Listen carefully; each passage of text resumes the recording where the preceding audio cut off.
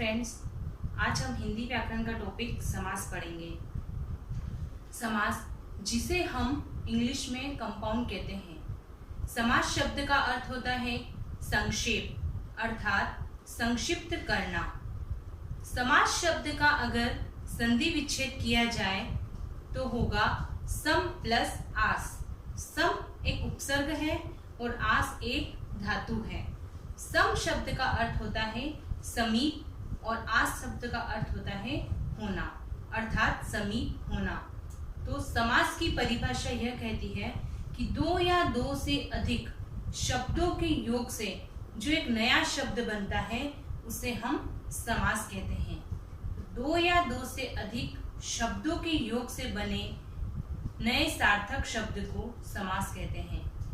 समास पढ़ने से पहले हमें इसके दो तत्व जानने जरूरी होंगे कि समास के दो तत्व होते हैं, एक होता है पूर्व पद और दूसरा उत्तर पद। पूर्व पद समझने के लिए एक उदाहरण, जैसे कि रसोई घर। रसोई घर में रसोई पूर्व पद है और घर उत्तर पद है। जैसे कि देश प्रेम, देश पूर्व पद है और प्रेम उत्तर पद है। इस प्रकार हम समास के प्रकार के बारे में पढ़ेंगे कि समास कितने प्रकार के होते हैं। तो चलिए, समास 6 प्रकार के होते हैं। पहला होता है अव्ययी भाव समास, दूसरा तत्पुरुष समास, तीसरा कर्मधारय समास, चौथा द्विगु समास, पांचवा द्वंद्व समास और छठा बहुव्रीहि समास। तो पहला समास है अव्ययी भाव समास। अव्ययी भाव समास किसे कहते हैं? जिस समास का पहला पद अव्यय हो अथवा उपसर्ग हो उसे हम अव्ययी भाव समास कहते हैं। जैसे उदाहरण लीजिए, आजन्म।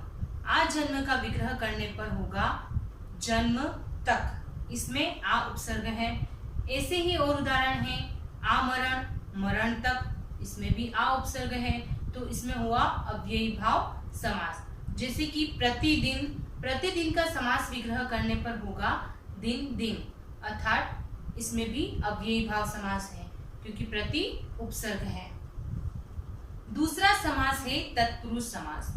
जिस समास का पहला पद गौण हो और दूसरा पद प्रधान होता है, यानी कि जिसमें उत्तर पद प्रधान होता है, बाद वाला पद प्रधान होता है, उसे हम तत्पुरुष समास कहते हैं। जैसे कि एक उदाहरण लीजिए, देश प्रेम, तो देश के प्रति प्रेम। और दूसरा उदाहरण है रसोई घर, रसोई के लिए घर। तो रसोई घर कहने से इसका अर्थ होता है कि जहां खाना पकाया जाता है वो रसोई घर। जिसमें उत्तर पद प्रधान है वो हो गया तत्पुरुष समास। जैसे राजपुत्र, तो राजा का पुत्र। तो पुत्र कहने से राजा का पुत्र उत्तर पद प्रधान है, जिसमें वो हो गया तत्पुरुष समास। उसी प्रकार तीसरा समास अपन पढ़ेंगे कर्मधारय समास। कर्मधारय समास जिस समास में पहला पद विशेषण और दूसरा पद विशेष्य हो अथवा एक पद उपमेय और दूसरा पद उपमान हो उसे हम कर्मधारय समास कहते हैं। अब पहला पद विशेषण, विशेषण क्या होता है? विशेषण और विशेष्य। विशेषण जिसकी विशेषता बताई जाती है, यानी कि संज्ञा या सर्वनाम की विशेषता बताई जाती है, उसे हम विशेषण कहते हैं। जैसे कि एक उदाहरण लेके समझ लीजिए, नील गाय। तो नील गाय, नीली गाय, तो नीला शब्द यहाँ हो गया विशेषण और गाय हो गया विशेष्य। गाय हो गई विशेष्य। तो गाय की विशेषता बता रहे हैं, गाय कैसी है? नीली है। तो जो रंग है नीला रंग, वो हो गया विशेषण और गाय हो गई विशेष्य। तो पहला पद विशेषण और दूसरा पद विशेष्य हो उसमें कर्मधारय समास होता है। और एक चीज और इसमें आई है उपमान और उपमेय। उपमान और उपमेय को समझने के लिए भी एक उदाहरण लीजिए, चंद्रमुख, चंद्रमा के समान मुख। चंद्रमुख का अगर विग्रह किया जाए तो आएगा चंद्रमा के समान मुख। तो चंद्र इसमें आ गया उपमान। मुख को किसके समान बताया है? चंद्रमा के समान। चंद्रमा के समान मुख, तो चंद्रमा शब्द हो गया उपमान और मुख शब्द हो गया उपमेय। तो कर्मधारय समास आपको समझ में आ गया होगा। जैसे कि एक उदाहरण और ले लीजिए, चरण कमल। तो इसमें उपमान और उपमेय की विशेषता बताई जा रही है कि कमल के समान चरण। तो कमल हो गया उपमान और चरण हो गए उपमेय, क्योंकि चरण को किसके समान बताया है? कमल के समान। तो कमल के समान चरण। नेक्स्ट समास अपन पढ़ेंगे द्विगु समास, जो है चौथा समास है द्विगु समास।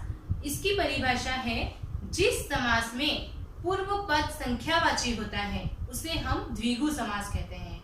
जैसे कि चौराहा यानी कि 4 राहों का समूह, सप्ताह 7 दिनों का समूह, जिसमें कोई संख्या आती हो वो है द्विगु समास।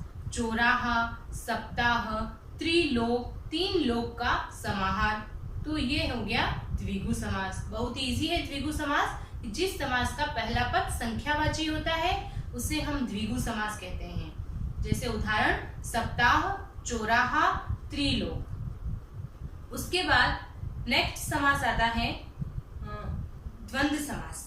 द्वंद्व समास जिस समास में दोनों पद प्रधान होते हैं, जैसे कि पूर्व पद और उत्तर पद दोनों पद प्रधान होते हैं और इसमें योजक चिन्ह से जुड़ा हुआ होता है। तो ये जो शब्द होते हैं वो योजक चिन्ह से जुड़े हुए होते हैं। उदाहरण लीजिए माता पिता, यानी कि माता और पिता। दाल रोटी, दाल अथवा रोटी। पाप पुण्य, पाप या पुण्य।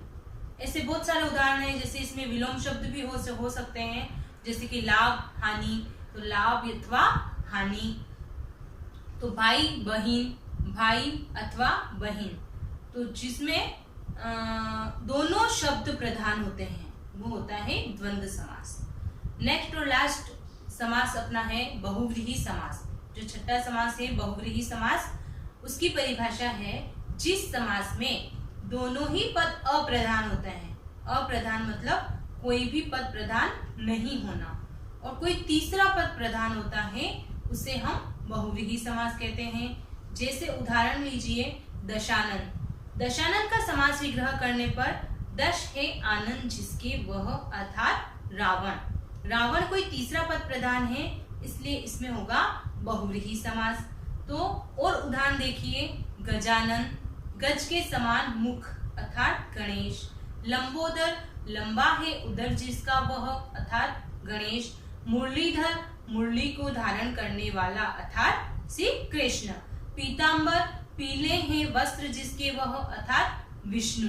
तो बहुव्रीहि समास जिसमें कोई तीसरा पद प्रधान हो रहा है, जैसे कि लंबोदर, लंबा है उदर जिसका वह, अर्थात गणेश। तो गणेश कोई तीसरा पद है तो वह हो गया बहुव्रीहि समास। तो आज हमने 6 समास के बारे में पढ़ा। Okay, thank you.